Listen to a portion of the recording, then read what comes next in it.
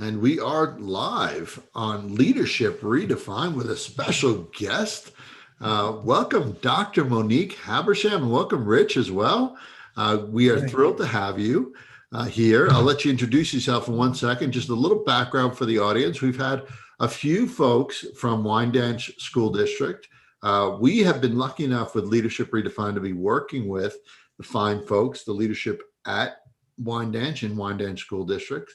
And in particular, Monique, we've worked with you, and I think we've learned as much from you as hopefully you've learned from us with your style and in particular around data and putting data into action. But I'd love for you to quickly introduce yourself, and then we'll get into your background a little bit and also what you're passionate about within the educational space as well.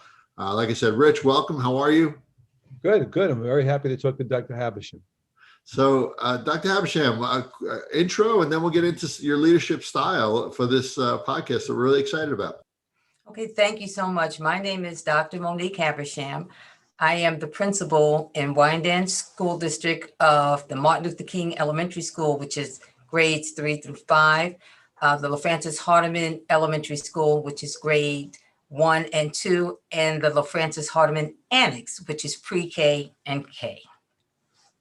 And Dr. Habersham, that is just so the audience understands, those are 3 schools, right? That you're the principal of. Those are 3 distinct schools that I am the principal of. Yes. Yes. So we don't want to hear anybody saying stuff about the workload they have. Dr. Habersham has 3 schools that she is the principal of. Yes. And they are in different. I know one is where your office is, but the other 2 are in really different areas, right? Martin Luther King we'll refer to as MLK, and LaFrancis Hardeman's LFH. So LFH and MLK are connected by a conduit hallway, so I can get up and go to LFH at will. The annex is located in Dix Hills, which is about a 10-minute drive from here, and that houses pre-K and K. So it's not, they're not right all in your backyard there. So they are not.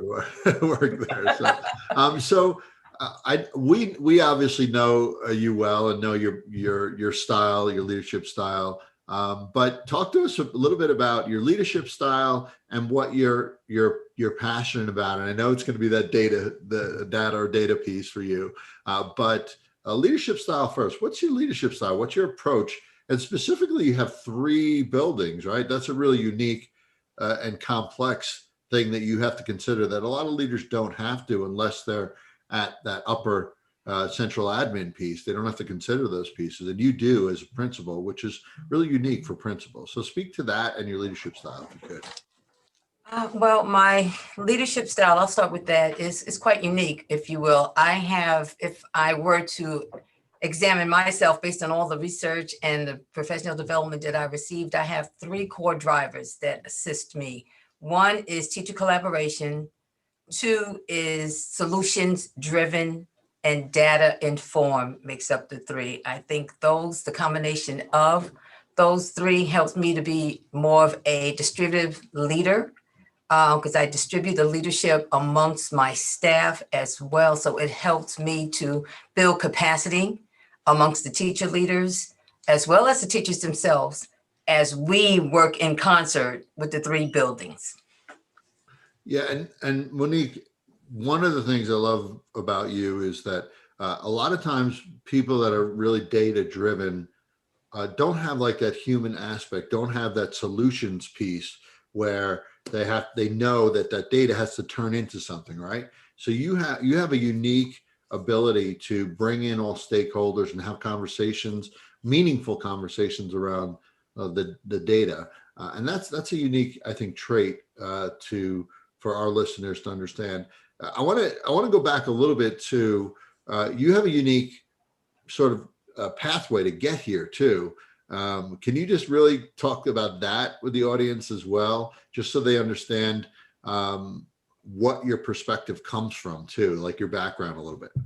Okay, this is my 30th year in education. I started off as a special education teacher in Brownsville, Brooklyn, and then eventually moved to Roosevelt, Long Island well, not physically moved there. I graduated from there. I grew up there, but I changed careers and went to Roosevelt, where I became a special education teacher as well as a gifted and talented teacher. And then from there, believe it or not, I went to BOCES, where I was a special education school improvement specialist, where I worked in concert with New York State. So that is where my love and my evidence and my stance for using data to inform all conversations, because you want us to spend judgment, but you want the data to speak to what's happening. And of course, the futuring of where we can go. The data informs teacher pedagogy, teacher practices, teachers' beliefs, policies. So that is where I take my most stringent stance when it comes to developing teachers, from teachers to educators, and having them promote, achieve, establish their pedagogy, which is the art and science of teaching. So you have to be data informed, not just student performance, but what are your lesson plans saying? Are they effective? Are they giving us the impact? Or do we really need lesson plans? Perhaps we need instructional action plans based on the scholar's performance, so that you are differentiating, you are scaffolding, and you are looking at these scholars. You know what they are, but you need to know why they are. So if I'm a scholar who's not achieving well, and there's two other scholars in my group that are achieving at the same pace or rate that I am, why? Why? So I want the teachers to dive a little deeper in their data, just like we have to dive a little deeper when I work for the state into why a district may have been identified for disproportionality. We have to dive deeper into the data, because it tells us the story and it leads us to where we need to go, our futuring, if you will. Dr. B? I like that word, futuring, you know that. You know, I love it. I love it. And I appreciate how you see the connection very much. So many ways to have a conversation with you about the things that you've just raised. I'm going to stretch the rubber band, see if this makes sense to you, if you agree with it or not. Okay. I love the point you made about collaboration and I can't read my own handwriting. Solutions driven. Solutions driven. Yes. And being informed by the data. And then as you were saying that, I wrote down, she's really talking about capacity, and then you use the word capacity. And the capacity word slashed with the futuring premise, they go hand in hand. And I think we've talked about that, you and I, more than once. Is such a key piece. But I think there's another C word under here that I think you're going to agree with, and that would be the culture premise. In other words, and particularly in your case, because you've got three buildings to, I'm not sure this is the right verb, weld together. I'm good. You have a I'm similar sorry. Yes. culture, maybe not necessarily identical culture, but a similar culture. Their basic assumptions, their basic beliefs have to be very much integrated among the three buildings. And I often say to students whom I teach that the principal is not the person who creates the culture. I usually say it's the sum of the group that makes the culture. But I think in your case, maybe it's the other way around, that you have three cultures to create capacity in. That's a statement, I guess, more than a question. Does that make any sense? It makes a lot of sense. So going back to my BOCES/state hat, if I come into a district, I'm not just looking at one building, I'm looking at several buildings. Right. Where the culture needs to be aligned. They need to work in concert. But when you dig deep into the data, they're identified. The state, they're on the radar, as we would say, with the state. So now we have to find the why. So we have to look at the data in each of the buildings to see where the core, or we'll do a root cause analysis, if you will, to find out what the root of the problem is. And once you find the root of the problem, that culture has to be embedded throughout the district and the various schools, the elementary school, the middle school, and the high school. So I think I come from that perspective that capacity can be built district-wide, and in my case, building-wide, because it has to be. We know the root cause. We can do a root cause analysis. We can do a test in hand analysis. We can do a global perspective analysis. We could analyze data forever. But if it's not solution driven, if it's not for futuring purposes, and if it's not to build and change the culture of the district and the practices and the beliefs and sometimes the policies, then it's for naught. It's for naught. So you have to, from my stance, I have to make sure that these cultures are embedded in each of the buildings, because an effective system will run without me. I have to set up systems and supporting structures in each of these areas so that they can run independent of me. So that means, going back to the C word, capacity building, finding those teacher leaders, finding those strong teachers that are serious about pedagogy, the art and science of educating scholars, and supporting them. Yes, Dr. Panato. I'm so wound up by all the things you're saying, and I'm appreciating it. So here's another C word that I think seeps out of what you're driving at, and that would be catalyzing. I'm not even sure that's an actual word, but I use it all the time. In other words, the strategies that you talk about, the root cause analyses and the other and the techniques that you use to get to the bottom of things aren't necessarily the practice that's consistently used across many districts, as I think you could attest to. And the fact that you are immersing your faculty in using those strategies is a way that you're able to distill down to the culture that you want. Totally. I'm in total agreement of that. And again, it's not a perfect world. There are some teachers that move. There are some teachers that still need more support, if you will. Data is a scary word. Data is a word that some teachers, seem to shy away from because they think there's always a right answer to data. Data speaks to you. Data can be interpreted in various ways, but then we need to come together and have a common understanding or a common communication or a common perspective of what the data is saying and what we want to do with this perspective of our data and move forward, because it can say various things. Yeah, So that's Jim. I wanted to go back to that piece, that sort of humanizing the data, right? I mean, because it could be intimidating. It is intimidating to a lot of people. It could be almost accusatory in nature if it's not presented the right way, right? How do you, and I think you've spoken to it a little bit in what you just said, but can you elaborate more on how do you transition to a a positive solutions driven, right? Not, hey, a punitive solutions, right? Driven conversation. How do you do that when the data is not saying necessarily what everybody wants to say right? How do you do that as a leader? Well, I'm going to go back again to my state hat and my BOCES hats, because remember, I came and I worked originally for Nassau BOCES. And then I got permission to cross county lines to come work into Wyandanch and present the data, which was not positive. So now I have to, in my role, be a change agent, deliver disturbing news, if you will, to a district that already knows they have disturbing news, and then begin to talk about futuring and next steps. So how do you do that? You suspend judgment. You don't accuse anyone of having an ineffective system and supporting structures. There are systems in place, they're just not effective, but that's not the message you want to relay to any district, because you're there to assist them and to help them to build the capacity within themselves. So you want to suspend judgment. You always want to go in with the context and the outcome. This is where we are. This is where we want to be. How do we get there? And then you begin to examine the systems and the supporting structures and the human capital, if you will, that are in place to see if you're getting the expected impact. And obviously you're not, because I'm here. So you have to set the stage that it doesn't matter what you say at this point, I'm here. You've been identified by the state, I'm here.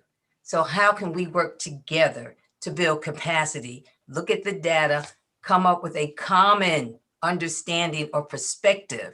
Because like I said, data can tell you many things and it can speak to different people in different ways, but we have to have a common understanding of what the data is telling us in order to move forward. So I think it's how you present that you're here in a positive light, although this is an unfortunate situation. You suspend judgment.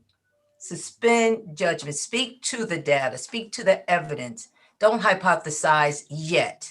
Hypotheses comes when you have the dialogue, because you dialogue to brainstorm, but you discuss to make a decision. So when you know the protocols for presenting data and speaking to individuals in this way, it's a bit more simpler. And again, I agree, gentlemen, most principals do not have this background coming into this position, but I think and thank, I'm very thankful for my years with BOCES in the state, because it has taught me to be more of a proficient data analyst, if you will. You used a great word too, and that's why I was clapping for a second for when you use the word of dialogue. As a principal now, I'll take you out of your BOCES hat, or take your BOCES hat off again. As a principal, and I know you've done this, you need to create structures with a small s for exchange and dialogue among them, so that they can come to the conclusions that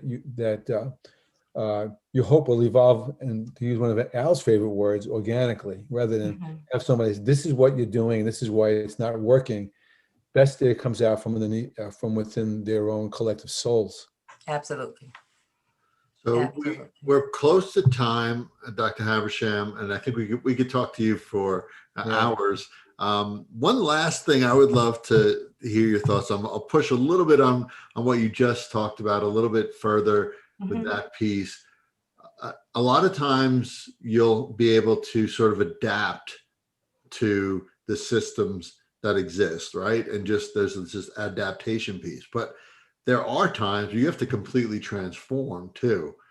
How do you shift the conversation to adapt to what we've always been doing to completely transform, because what we've been doing has not worked at all? Have you had those instances where you had to do that? And if so, how do you use the data to sort of say, listen, this is not working at all, we have to shift to this? Or are there always little pieces that you say, all right, we can take this and this, but for the most part, we have to change our system and how we think? Have you been in those situations? Absolutely. One of the major changes that we've made since we've been here is departmentalizing the teachers. Now, I can come in, and I have come into the Wyandanch School District, and I looked at teacher performance data, where, the majority of the teachers are effective or highly effective. And then you say I said to myself, how is that possible when you're performing at the bottom 5% nationally?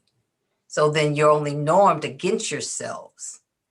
So that means you are the best of the not so great, if you will. So then who's looking at or who's conducting these observations? So those are all things that I've taken in the first year while I was here. And the first year is just fact finding, but then just observation, walkthroughs, et cetera, you find the strengths of the teachers. So what had to change, because it's just not working, is instructional practices. Some teachers were stronger in math science, some teachers were stronger in ELA and social studies. So we departmentalized them. They were no longer responsible for teaching all 4 content areas. And that was a total shift. That was not an adaptation. That was a change. That was a necessary change for MLK. I'm speaking to the lower house, grades 3 through 5, because these are the testing grades. And that has proven to be successful for MLK, departmentalization. But again, it was a total change. It was not an adaptation. And was that did you do that through sort of the data showing them or having them come to the realization that this is probably the most efficient and best thing for the scholars? Again, you present the data. If I'm here, if I was called into the district because you're performing at the bottom 5% and 90% of your teachers are effective, I need for someone to explain to me how. I need to hear your thoughts about the data. So that was a discussion we had. It was an uncomfortable discussion, but it was a realistic discussion. So when they realized they were not able to justify the effectiveness of teachers and scholars' performance, Then we looked at curriculum, et cetera, but then also we looked at instructional practices. Amen. Good. All right. So listen, I want to thank you for being here. I'll let Rich say last word, and then you'll get the final say. Monique, if you'd like to say any final thoughts, you're welcome to it. Rich? Yeah, there's so much to speak to. I so much appreciate hearing your points of view, Dr. Habison. I would, this restructuring premise of going to departmental in your upper grades. I did that when I took over a building, elementary building myself. Worked wonders to the point where someone once spoke about not undoing the teams, and it was not met with well by the staff nor by the community. They were so taken by the effectiveness of it. And you just don't snap your fingers to do that. You know that better than I, that there's things you need to rearrange and PD on and so forth. But elementary people typically aren't prefer to be the generalist. But that in this day and age, I'm not so sure that's the best way to roll. And in your case, obviously, having done that has been a major structure change and a major culture change that has paid off. And there's much to admire about the points that you make. You should write a book, Dr. Halberstam. Change agent? What Something would like be that. my That sounds title? good. Go with that. I think so. You go with like the 007 change agent kind of theme, right? Yes, Yeah, that's well, what it sounds like. yeah, the number, data. I think we could do Data something change with that. agent, Sure. the DCA. I love that. Data change agent. Yeah, I Very love good. that. Yes, I can see that. I definitely. we have to put a little thing on the screen. Copyright Dr. Monique Havisham right now. Right? That's right. Trademark it right away. So any final words or thoughts for us? Again, thank you. This was awesome. Love to have you on again at some point. Oh, Dr. I would Havisham. absolutely love to be back. And I also just want to thank you all because I think of you as my thought partners. You help me also to interpret the data that I'm not sure what I'm looking at, especially with my action research. So last words for me, I think you are a valuable support for building leadership to examine their leadership practices, to be self-reflective with their leadership practices, and just to be honest with themselves and to say, I need more support here. I'm fine here. I can always improve there. So I thank you all for just holding up the mirror to me and giving me the opportunity to really reflect monthly, sometimes twice a month, on what I'm doing as a leader. I wear, like I said, several hats. You come from the state, you come from BOCES, you come from building leadership, and then it all comes together when you talk it out with individuals like you. So I just applaud you and I thank you so much for, just giving me this platform. And we echo your sentiments in working with you as a thought leader and learning from you as well. Absolutely. Monique. So thank you. Thank you, audience. We'll see you next week. But we appreciate Dr. Havisham. Much to learn. Hopefully, everybody tunes in and watches this. If they didn't catch the whole thing, go back and watch. But we'll be posting it everywhere. Really, words of wisdom here. Thank you. Thank you.